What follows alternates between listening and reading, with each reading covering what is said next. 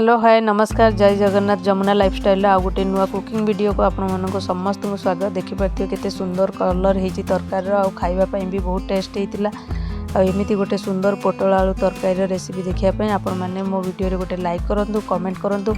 आ जो मैंने मो चैनल नुआ अच्छा प्लीज मो वीडियो को फॉलो करूँ। आ मो यूट्यूब चैनल को निहाती भाव में सब्सक्राइब करूँ। पोटल तरकारी करने मुझे पूरा गाँ स्टाइल रे ही तरकारी बनैबी। प्रथम किसी पोटल को भल से धोईकिना छोट छोट पीस कर काटी नहीं। गैस उपर गोटे पैन बसई किसी तेल देली सोरिष तेल देती किसी हलदी गुंड लुण आ पोटल को भल से मु 2 ରୁ 4 मिनिट भाजिकिना काढ़ी नेली। एबे से किसी आलू देदेली। आलू को भी एमती मु छोट छोट पीस कर काटी नहीं।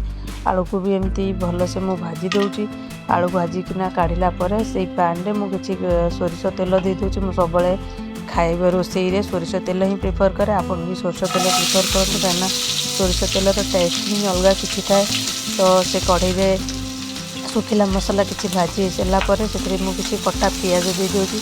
कटा पियाज देलापर 2 ରୁ 3 मिनिट एमती टिके गैस फ्लेम को मीडियम रखी एमती भाजबे गोल्डन ब्राउन पर्यंत जमती पियाज बेसी पोड़बनी। पोड़े तरकारीटा पिता लगे। एवं मुझे किसी स्वाद अनुसार किसी माने तीखा करने तरकारी मुझे काश्मीर रेड चिली पाउडर दूची।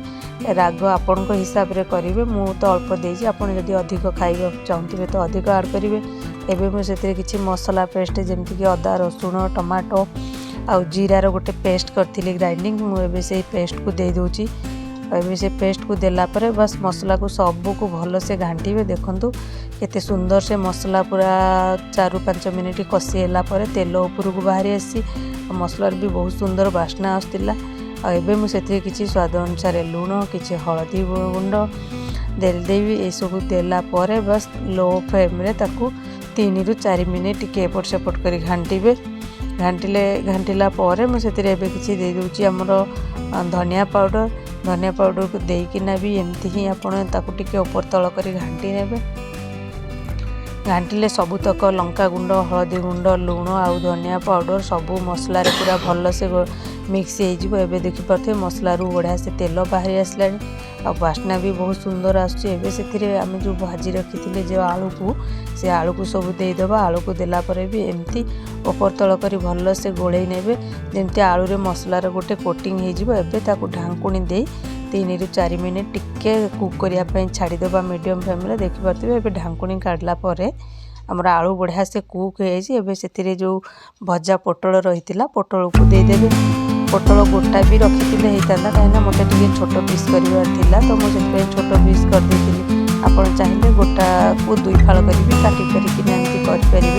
अब मुझे छोट छोट पीस कर काटी देखिए 2 ରୁ 3 मिनिट ढांकुणी दे घाटिला मसला भी पूरा पानी सुखी जाइए। पूरा बढ़िया बास्ना भी हो। कलरटा देखिए केते सुंदर होती। सब भल भल रेसिपी देखापी आपण मैंने मो यूट्यूब चैनल को निश्चित सब्सक्राइब करूँ।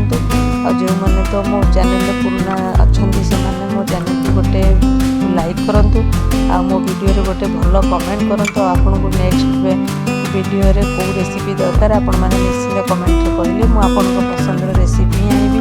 एवं देखिपे मसला जेहतु मोर भल से कषि हो पूरा मसलार पानी भी बिल्कुल छाड़ी जाइए।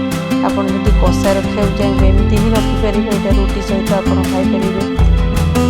और जब भात सहित खावा चाहिए ताले से किसी पानी देदेवे। पानी दे 4 ରୁ 5 मिनिट एमती ढांकुणी घाटीदेवे। मत जेहेतु भात सहित खाइबार थिला तो मत से पानी रखा पड़ा। आम ओडिया घर कथा जानते बिना आलू माने एत सुखिला तो आम खाईपर। तो मुझे किसी आलू भी देती आ पानी देलापर से किसी मेथी पत्र आ किसी गरम मसला दे तरकारी एमती भल से घाटी देवे। जहाँफल गरम मसला और मेथी पत्र तरकारी